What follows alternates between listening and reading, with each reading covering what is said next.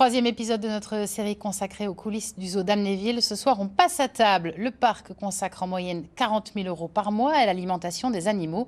Et vous allez le voir, cela nécessite une sacrée logistique. Elle s'active depuis déjà plusieurs heures et la journée est encore loin d'être terminée pour Fanny. Affectée à la cuisine centrale, elle a la lourde tâche de préparer chaque jour les quelques 300 rations alimentaires destinées aux pensionnaires du zoo. Je suis en train de préparer la gamelle pour les coatis. On a une petite liste d'ingrédients à mettre dedans tous les jours, avec une partie qui diffère tous les jours. Et on doit peser afin de pouvoir vérifier qu'ils mangent bien leur ration. Donc les coatis, ça a des grosses bouches.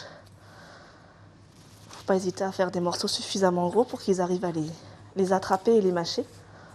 Si c'est trop petit, ils vont avoir du mal. Le régime alimentaire des animaux est ici adapté à chaque espèce et parfois même à chaque individu. Les ratons laveurs, comme ce sont des vieux animaux, on les embête pas trop au niveau du régime alimentaire, on va leur mettre que ce qu'ils aiment. Et tout ça, c'est tout ce qu'ils n'aiment pas. Les soigneurs n'ont donc plus qu'à venir récupérer les rations en cuisine, comme avec ce chargement destiné aux animaux de la plaine africaine. Ça va du petit carnivore au plus gros des herbivores. Donc en passant par des petits singes, vous voyez, des petites gamelles, ça c'est pour les oiseaux, ça c'est pour les maquis, là on a pour les servales, voilà, pour les pélicans, donc on a de tout, hein, de la viande, du poisson, des fruits, des légumes.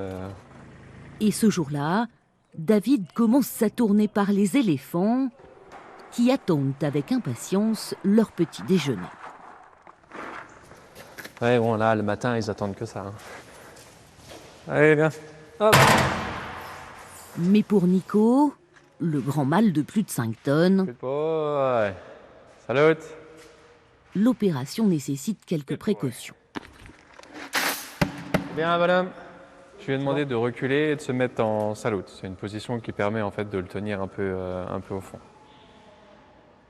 C'est pas des animaux méchants, mais il faut quand même être méfiant. Voilà.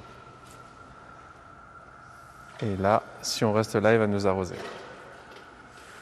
Parce que c'est son truc. Ah, ouais. Direction donc le vivarium où la distribution des repas est quelque peu acrobatique et pour le moins particulière, puisque la plupart des animaux se nourrissent ici de proies décongelées. Je vais aller chercher les tortues. Des tortues charbonnières à l'alimentation surprenante.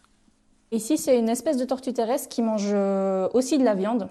Et donc, 1 à 2 fois par semaine, on leur donne des souriceaux comme ça, elles adorent. Là, j'ai 25 souriceaux pour 4 tortues. Et elles vont tout manger. Il ne va pas y avoir de reste.